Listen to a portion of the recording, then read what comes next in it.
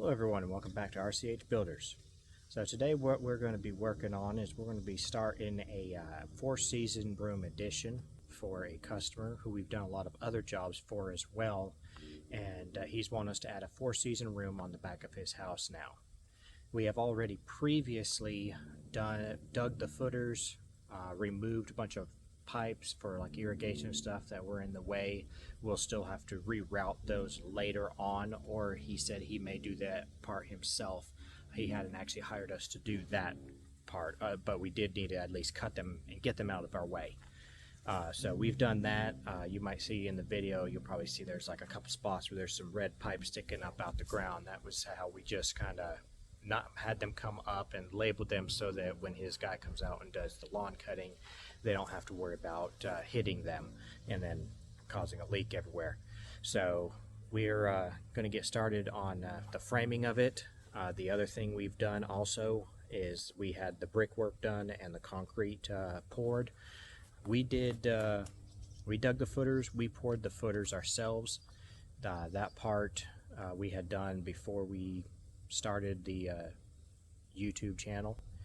So sorry if you missed that part, but I'm sure you've seen that plenty of times with other people pouring concrete, especially for footers. It's not like it's super exciting, but if we do one again, we'll try and get that on video for you if you would like as well. But what we do have is, like I say, we did that part ourselves. We had a brick mason come in who did the actual brickwork for us, and then he also did the actual concrete slab. We do not have the equipment on hand to do large slabs like this. It was about a 22-foot by, I think at the farthest point is like 34 to 36 feet. It's about 28 feet to the point of where it comes out at like a 45, and then it'll 45 out, comes across, and then it bumps out again for a chimney. And so right about there, I think it's like maybe 36 feet or so. So it was a very large slab, but the guy that I use, he does a really good job at making sure everything is level. So it's just a lot easier than us trying to get the equipment and doing it, to just let him do it. So I did hire that part out. That's typically one of the things that I won't do, is large stuff like that. Like I said, we poured the footers. Footers is easy. It doesn't even have to be level. As a matter of fact, it's you want it close to being level, but then the mortar's going to take care of the rest. And then also the other thing is you don't want it super smooth. Actually, if it's smooth, then that's going to be a problem, because then it doesn't have, you want little ridges in it so that the mortar and the brick can adhere to that. So again, the footers, there's no reason to hire him to come out and do it and have it super smooth, and it's not that much concrete. Wasn't even enough to justify bringing in a truck, although my guys would have really loved that because they did not like mixing all that concrete.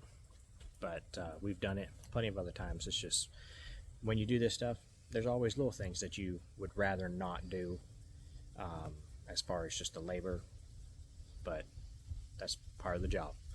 There's always, no matter what job you're doing, you're going to have issues like that. So what we're going to do now, I'm going to go ahead and flip the camera and make some adjustments on the, zoom you in there a little bit. And let's see, adjust this up. So you can see right there, we've got the concrete slab. That's where I was talking about right there. It starts to 45 across, and then it straightens out a little bit. Then it bumps out for the fireplace right there.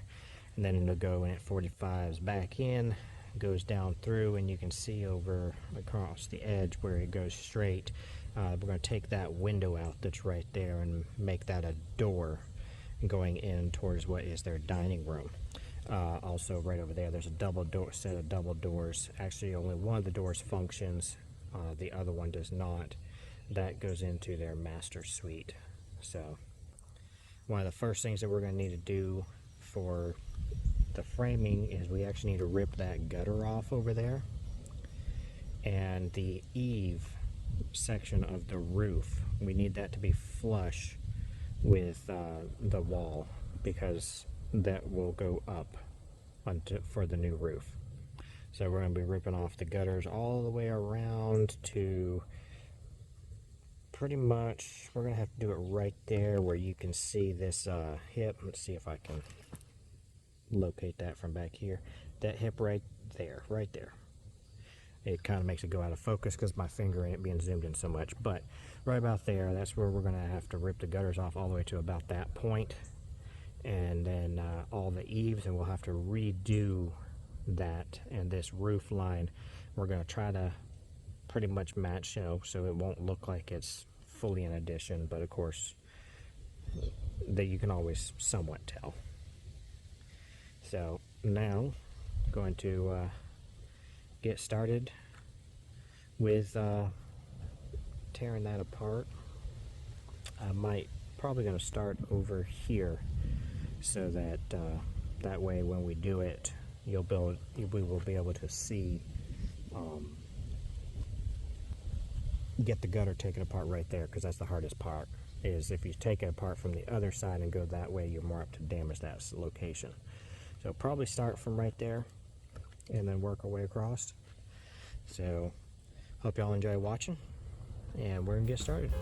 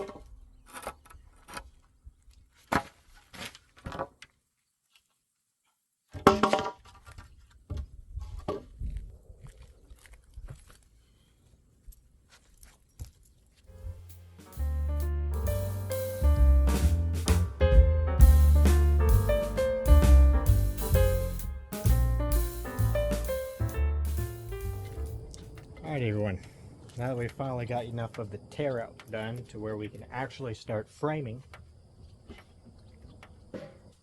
first thing we're going to have to do is change the saw blade. So in a previous video, both of these were done pretty much back to back. The day before this, I went out and I did the one where I put in or fixed and incorrectly installed ridge vent, and used this nice old saw blade to cut that. And then I came out here, and as you saw, I just cut a whole bunch more shingles and nails and everything else with the same saw blade. So before we do any cutting, any working on the actual framing, I definitely need to change this blade. This blade has gotten so hot and just teeth eaten up from all that tar and nails. The thing's probably, I can tell by the way it was cutting, that thing is warped. And you can kind of, I can see it sitting on there, that it's definitely warped. That's why, like I was saying, you don't want to use a new blade. That's an old blade that I used, and if it was a new one, would have wasted it. You can actually see a good curve in it. That thing's got a big bow in it on this side. If I had a nice level surface to set it on, you'd be able to see that that was curved. So I'm going to change this, and then we're going to get our measurements to figure out where we need to cut these 2x4s. So when we just cut out right over there in the corner back there, we cut out the plywood back out the way. That plywood needed to be removed so that we could put in some studs, or what they call jacks. Jacks are what actually supports a header or a beam. A stud, it typically goes full length. That would be what they call a king stud, and these would be what they call jack studs. Jack studs simply go up just enough, and then the beam sets on top of them. So we're going to now figure out exactly how long they need to be. The way we're going to do that and make sure everything is nice and level is right there. We've got our nice little self-leveling tripod laser level. It will self-level itself within a certain amount. You have to get the tripod fairly level, and then it'll do the rest. So I've already put that in. I have put up where that one right there, I removed that so we could chalk that line across there. That was for squaring purposes, but I've put that one in and leveled off of it. We put this one right here in. That one's actually fastened down and everything. That's going to be one of our other posts, and then our last post on the outside is going to be right there, right up against the wall right there. So that one turned out to be the highest point when we were using our laser level to figure out what we had to go with. So the desire is to have the bottom of the beams at 7 foot 1 inch. Of course, you can vary slightly. So this slab was actually very, very level when they did it. They did a good job on that. And when I went around with the laser level, double checking it, the most that they were off was like 3/32. That is just barely under 1/8 of an inch, which is actually really, really good for a large slab like this. So the way I did that was with using the other part that goes with the laser level, which is this. We got this right here. What this is a little reader box that finds that laser. So out here in the sun, you can't see that laser. It just disappears. It's too bright out here. But this right here will read it, and it'll tell you if you need to go up or you need to go down. It actually beeps if it's beeping kind of slowly, and it's still pretty fast, but if you learn to tell the difference. If it's beeping kind of slowly, what that means is that laser over there is you need to, you got to move this down. If it beeps fast, you got to move it up. And it's only going to read it within a certain area. So when I put it over there on that one, what we ended up with is 4 foot 1 15/16. So right there. And what that tells us is that that is where the bottom of this right here, when it sits directly on top of that. So when it's sitting on top of that bracket, that is that's going to be the bottom of that post. And we want, if, and that bracket is 1 inch thick. So if we're wanting the bottom of the beam to be 7'6", then we know that the overall length is going to be 7'5". But the point that the laser's sitting at is 4 foot 1 15/16. So if we put that over there, we'll see that it's level.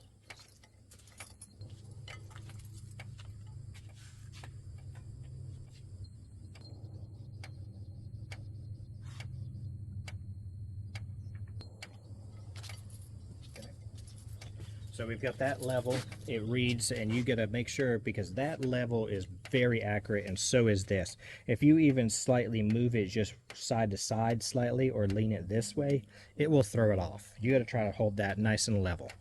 So of course it's gonna get you close enough even if you're slightly off, but so since we know that that is where the bottom of that is, we can now come over here to where we're getting ready to put in our jack studs over here, where we were just at. And what we'll do here is we will put that in. We'll set this end right here, right down on top of the 2x4 that's sitting on the bottom, that's going to serve as the actual support. And then we can adjust this up and down to figure out what the point is there. So we know that we got 4 foot 1 15/16. So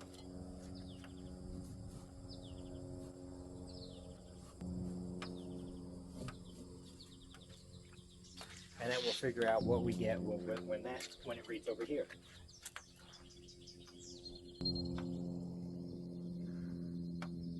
So fast beeping means you're going to go up.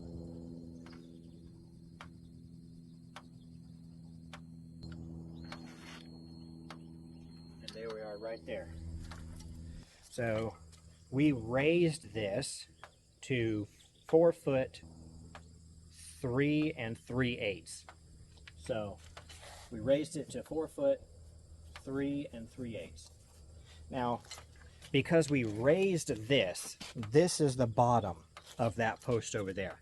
So since we raised this, we know we need to make the post longer, because what we're doing is we're lowering the bottom from this point. This point is at a certain location on the post over there. So since you had to raise this, you know you need to make the post longer. So we had 4 foot 1 15/16, and we need to figure out what the difference between that is and 3 3/8. Is that right?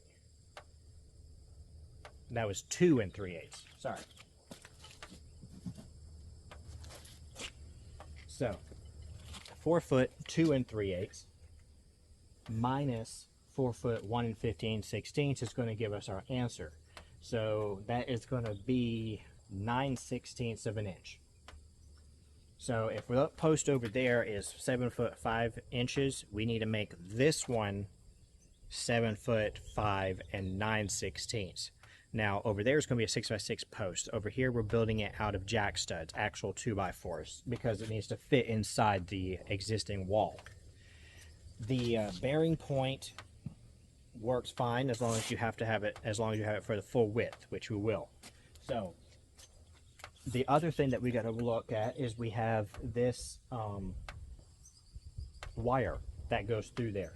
So that's why I was holding that sawzall at an extreme angle when I was coming down through, because don't know what's inside the wall. And we wanted to make sure, try to keep that blade barely going through as you come down through. So if I held it just straight in and just cut, I would have went slap through that wire. But because I was doing it like that, nice and carefully, I didn't even touch it, which is good. because it was actually pretty close to out here. The insulation was pushing it this direction, but I still didn't even hurt it.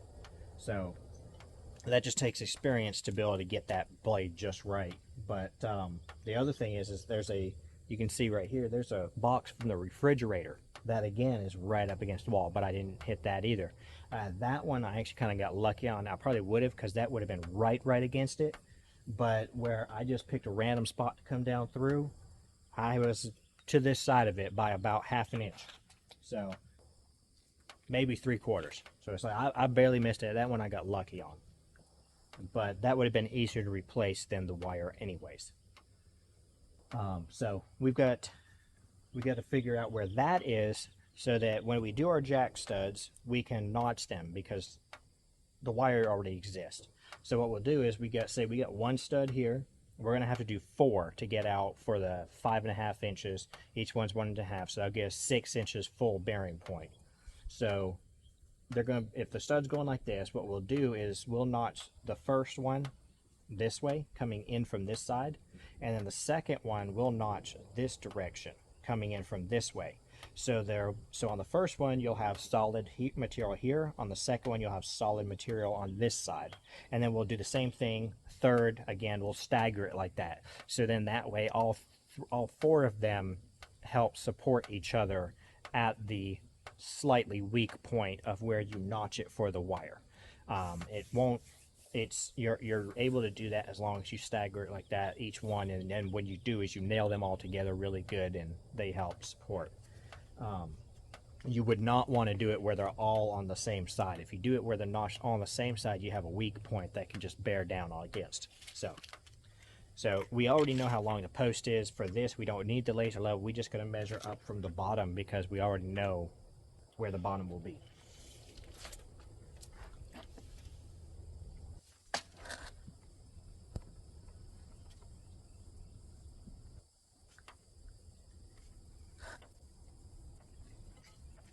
So there's a little bit of flex in that, of course. So we can put that notch between 22 and 23 inches, and then that'll let us be able to get that wire in there.